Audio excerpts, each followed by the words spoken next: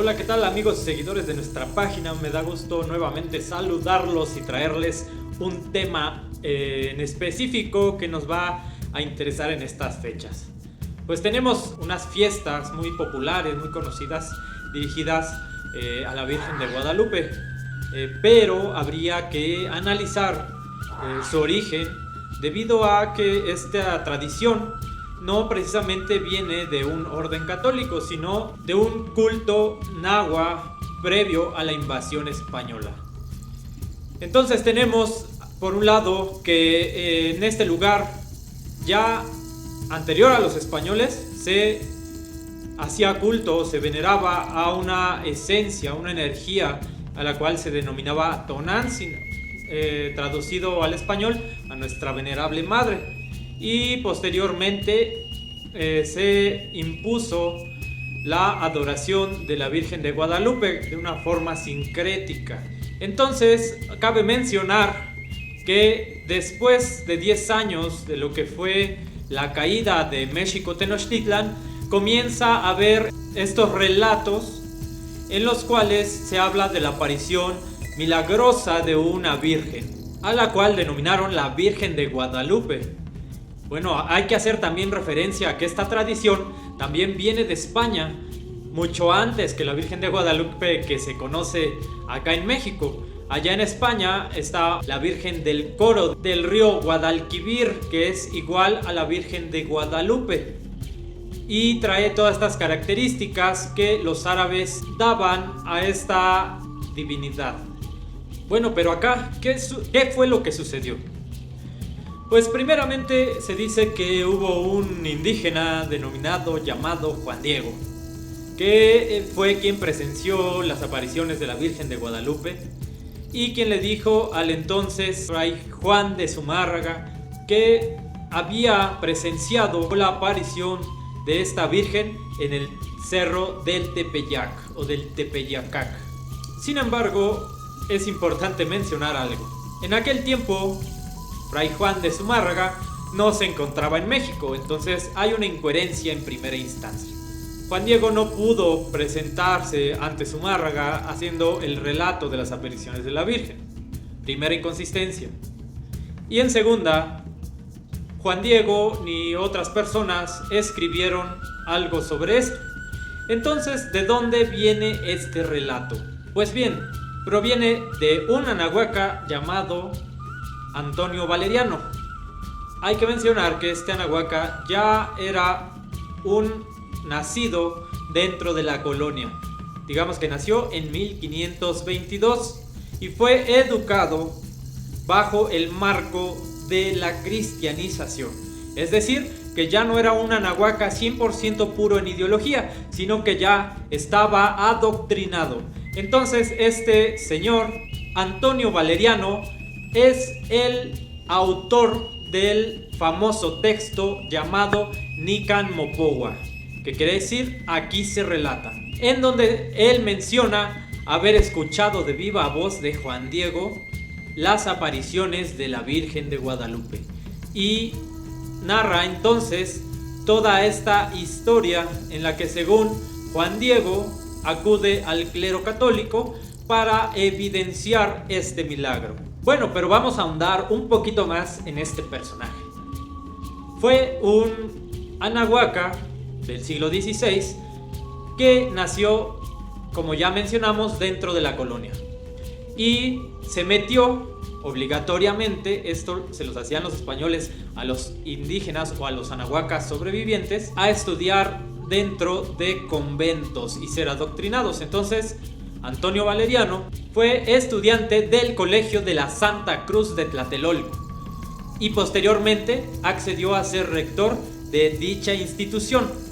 Entonces era un indígena adoctrinado ya en el cristianismo, quien ya sabía escribir en la forma europea, tanto en idioma náhuatl como en español como en latín. Asimismo, fue una de las personas que contribuyó con Fray Bernardino de Sahagún para su investigación sobre las culturas indígenas. También tuvo un papel importante dentro de la gobernanza de la parcialidad indígena.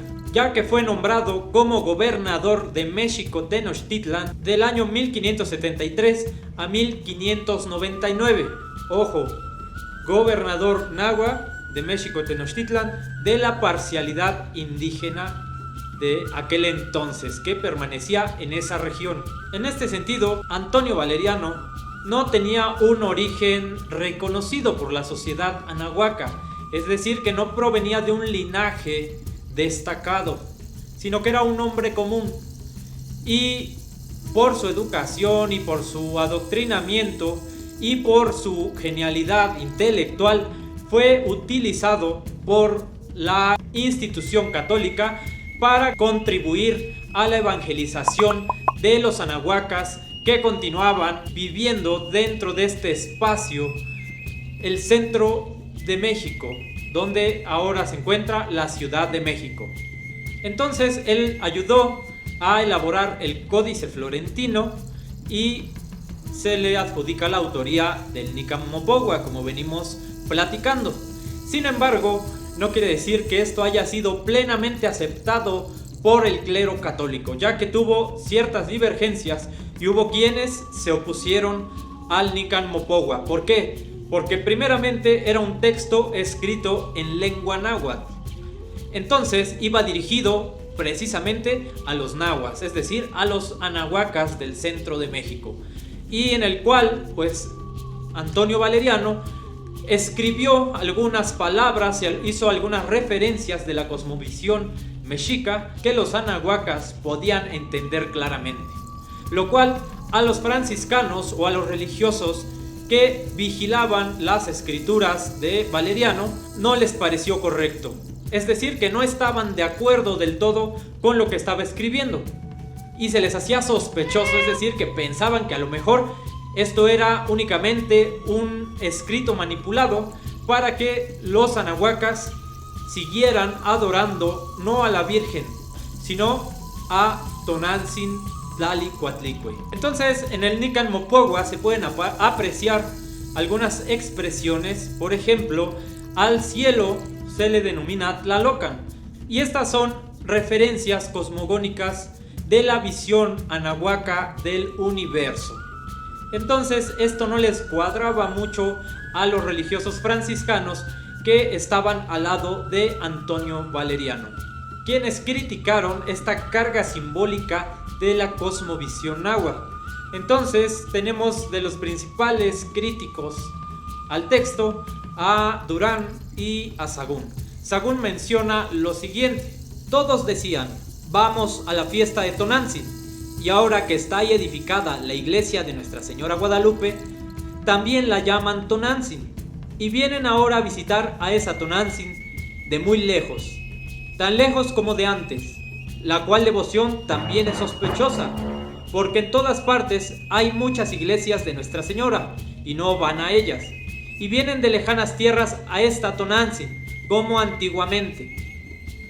Cabe mencionar que esta forma de hablar de Tonantzin que transmitió Valeriano no traía ninguna carga nacionalista, sino más bien de conocimiento cosmogónico anahuaca mexica, que fue criticada fuertemente por los maestros franciscanos. Por tanto, sus escritos y su legado, lo que él venía predicando y hablando, quedó oculto durante casi un siglo. Imagínense, se escondió este relato porque la iglesia no estaba convencida de dejarlo salir a la luz.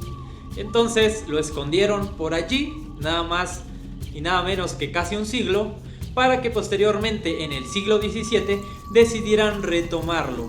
Entonces aparece nuevamente el Nican Mopogua y se comienza a difundir nuevamente. ¿Por qué sucedió esto? Pues por una razón sencilla. La Iglesia Católica, con toda su rigurosidad y la violencia con la que suprimía las prácticas de culto anahuaca, no pudo suprimir que los indígenas y los anahuacas de muchas partes del continente anáhuac siguieran asistiendo al Tepeyacac a dar culto a Tonantzin.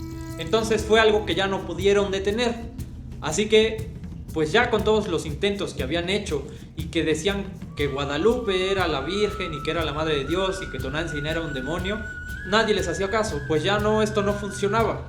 Entonces decidieron continuar generando misas y culto religioso en este lugar, a fin de que los nativos comenzaran poco a poco a adaptarse a esta nueva visión cristiana de las cosas.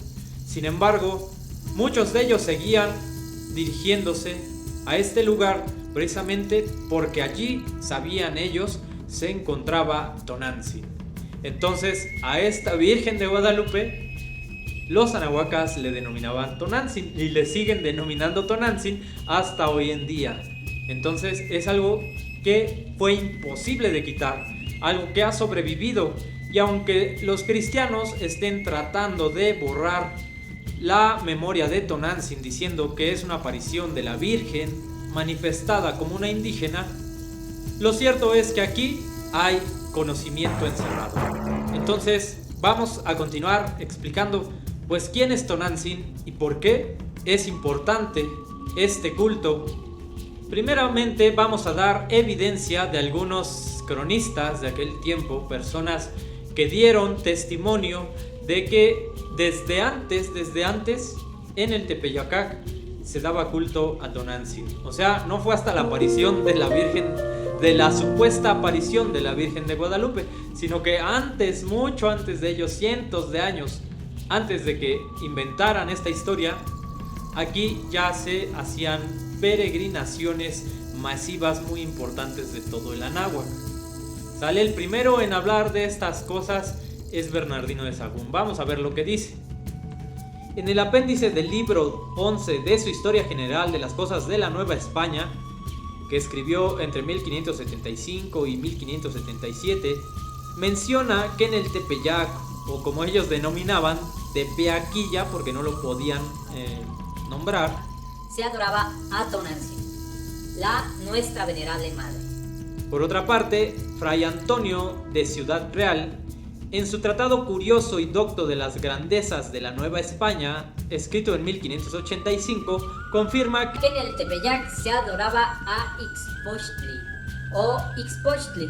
Quiere decir doncella. Para ser más precisos, estaríamos hablando de una mujer joven, o por decirlo así, de una señorita.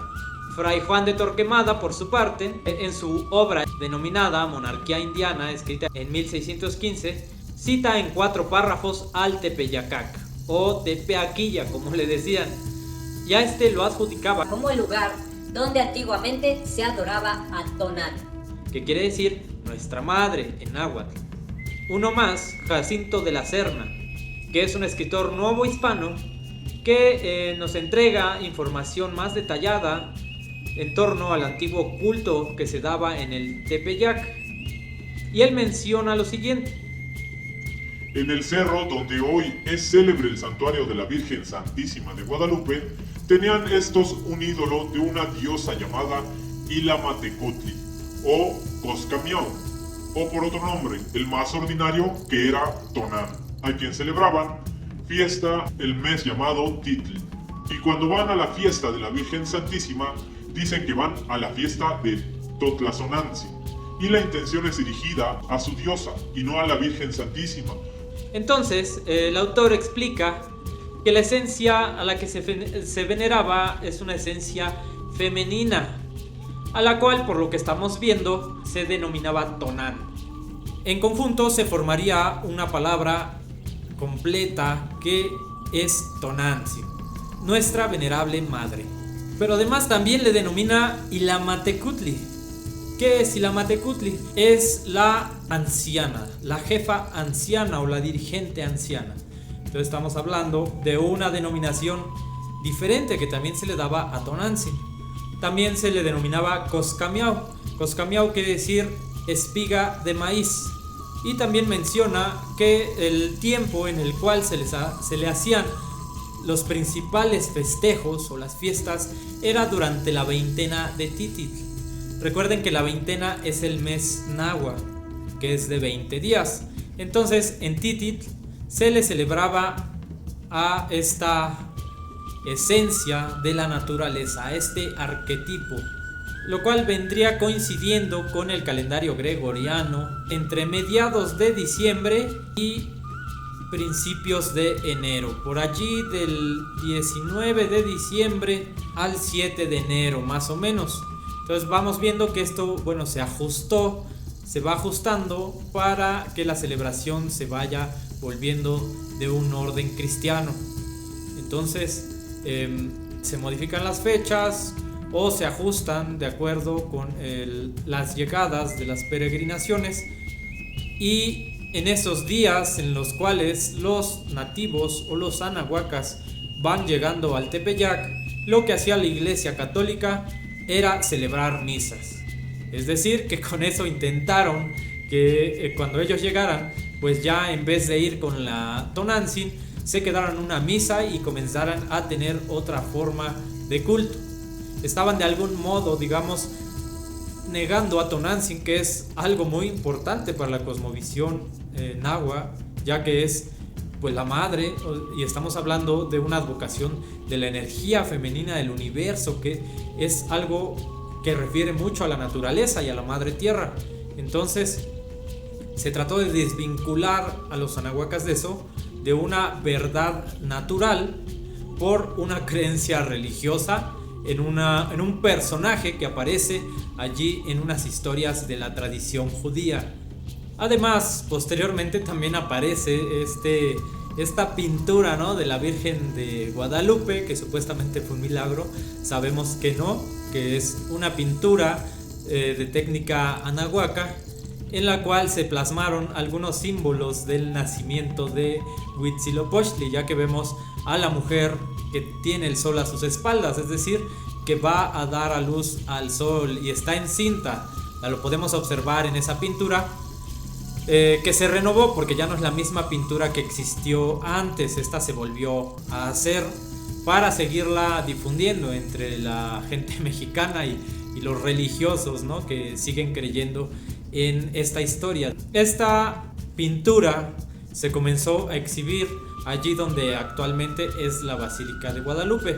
Sigue allí presentando, se sigue mostrando a todos los creyentes para que estos pues ciegamente crean en el milagro.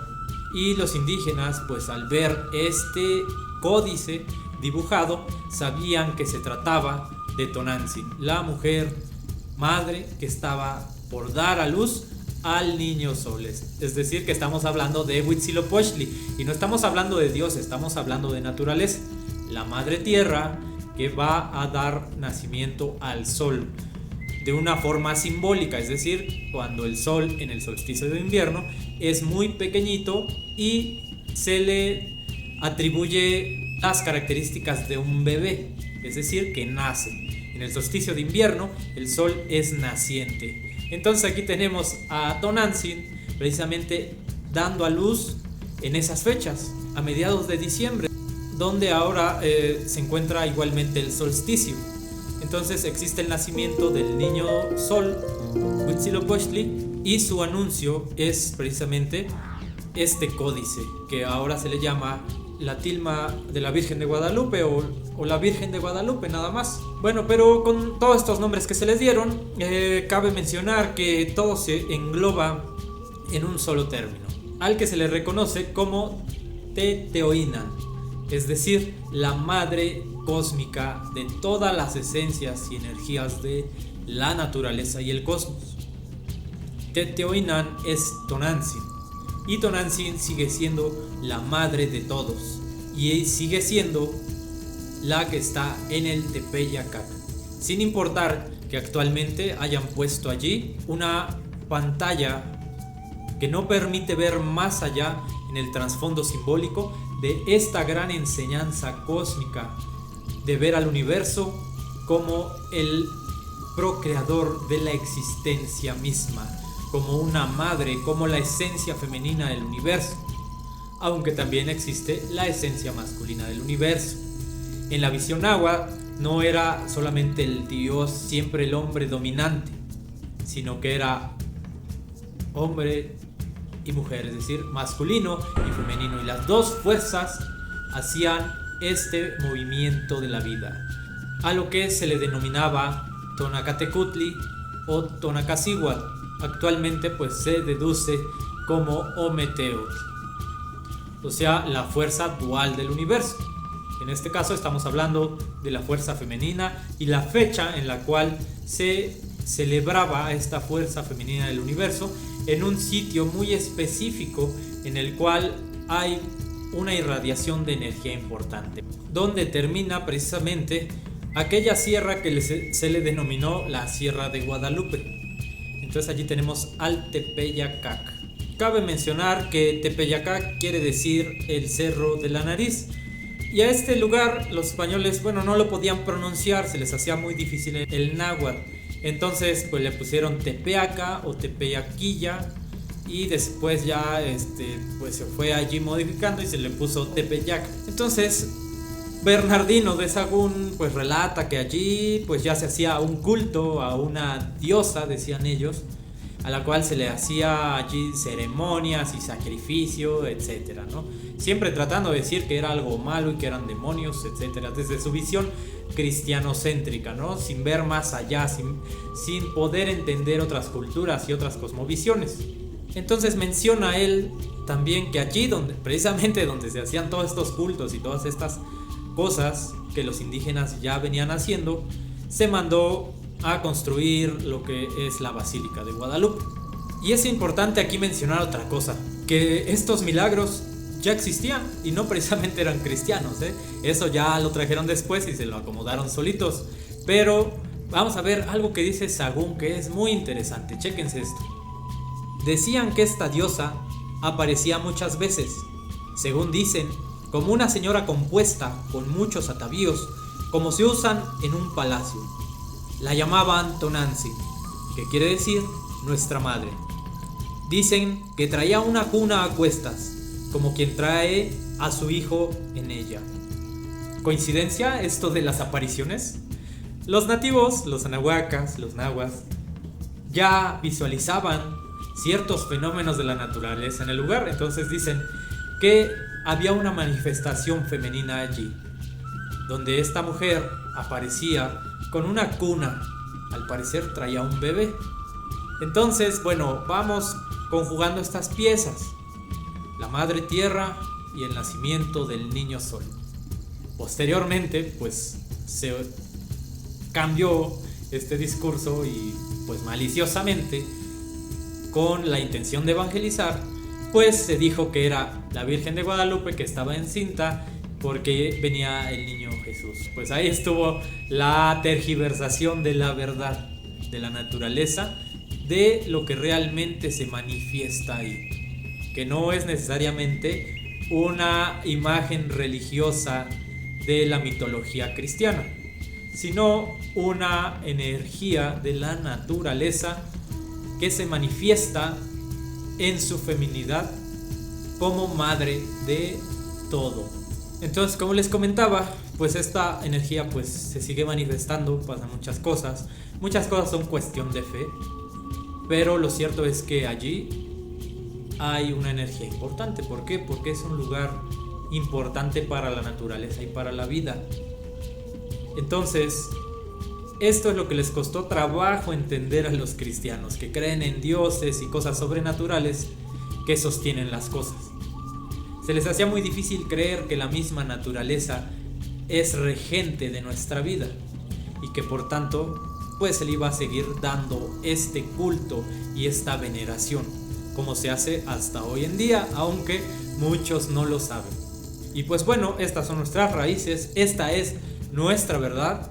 Realmente allí se encuentra nuestra venerable madre, nuestra Tonanzi. Entonces, ¿podemos recuperar este conocimiento? Claro que sí. Y continuemos avanzando en aprender y apropiarnos de estas cosmovisiones anahuacas que son parte de nuestra herencia ancestral. Les mando un fuerte abrazo a todos. Suscríbete al canal, dale like a este video si te gustó y pues seguiremos publicando más información que te sirva y vas a ver cómo poco a poco iremos juntos desenmarañando todas estas historias para encontrar la verdad. Excelente tiempo para todos.